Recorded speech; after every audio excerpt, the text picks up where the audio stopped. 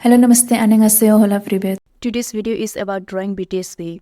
I got a request from a beginner, so I am simplifying things by using measurements. I have selected this image for drawing. As you can observe, there are some lines in the picture which I used for measurements.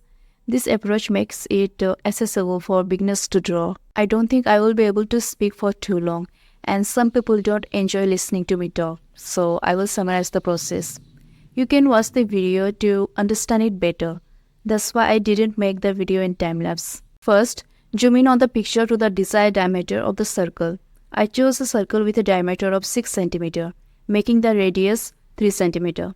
Using this radius, draw the circle. Then locate the center point and draw a horizontal line through it. Using the horizontal line as a reference, use a divider to measure the distance between the outer circle and the vertical line. This initial measurement marks the brow line. Repeat this process for all the lines including the hairline, nose line and chin line.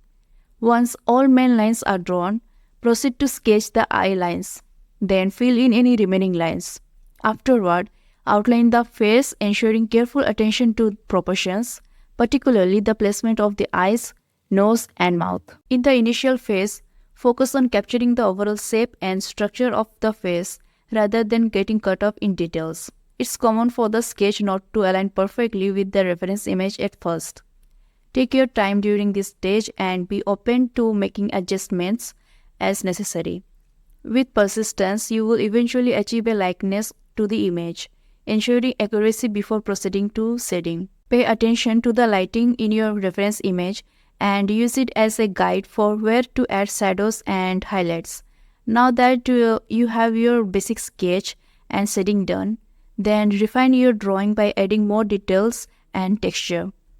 This is where your drawing really starts to come to life. So take your time and enjoy the process.